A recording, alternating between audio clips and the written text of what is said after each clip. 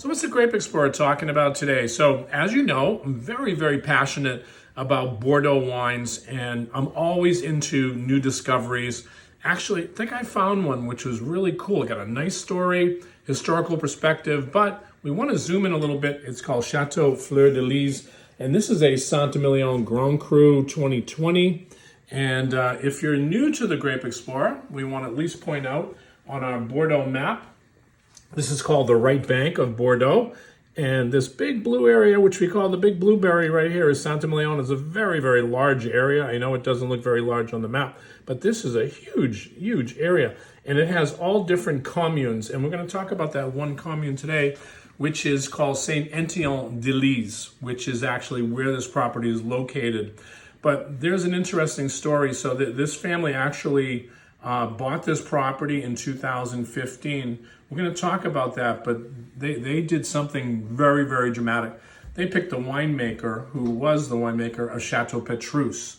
And we're gonna zoom in a little bit on this area, which is really pointed out on the map. So this is actually owned by, it's called Jade Vineyards. Patrick Teycheney in 2015 bought this property, but they did, like I said, some very special things.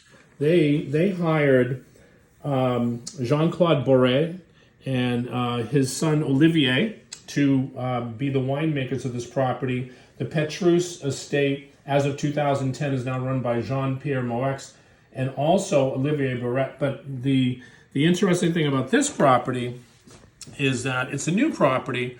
They're doing a lot of things. It's organics, and they're using amphora. But what I really wanted to spend the time was to talk about this property, Saint Fleur de Lisse, which is really cool because a lot of people have obviously seen this symbolism, and we're going to talk about that.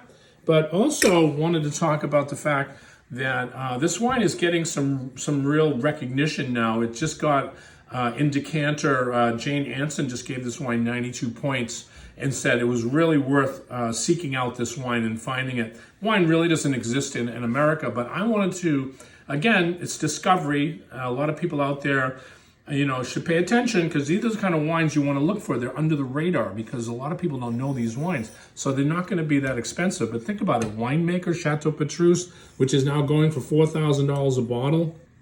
The same, the same care and dedication that goes into making these wines. This is 80% Merlot, 20% Cabernet Franc. So it's a really, really incredible wine. But I want to talk about at least, the smell in this wine, because when you understand Saint-Emilion, and especially 2020 was a great year, you're getting what I call that limestone lift. And when you smell the wine, of course, you get all those red fruits and blue fruits, a lot of blackberries, you get boysenberry, you get all different scents like flower scents and everything like that. But that limestone just leaps out of the glass. I mean, look at the color. It's just beautiful. And 2020 is a great year. So, and it's got some viscosity to it, which is going to be, is a good telltale for me, because when you taste the wine, you get a lot of power structure. Oh, this is beautiful. Seamless. You get that limestone, which is classic Saint-Emilion in style. This is a wine that will age, but I think this wine is drinking really, really well. And of course, this is something very, very special, I think, to understand, because it's Grand Cru. We talk about the differences between Grand Cru and Grand Cru Class A. Grand Cru Class A is wines that get that classification every 10 years. They either change the classification and they might admit some new wines. So hopefully this, because of its lineage, because of what this actually is encompassed, this wine may get to Grand Cru Class A status someday. We got to wait another 10 years there for that to come around. But this is a beautiful bottle of wine.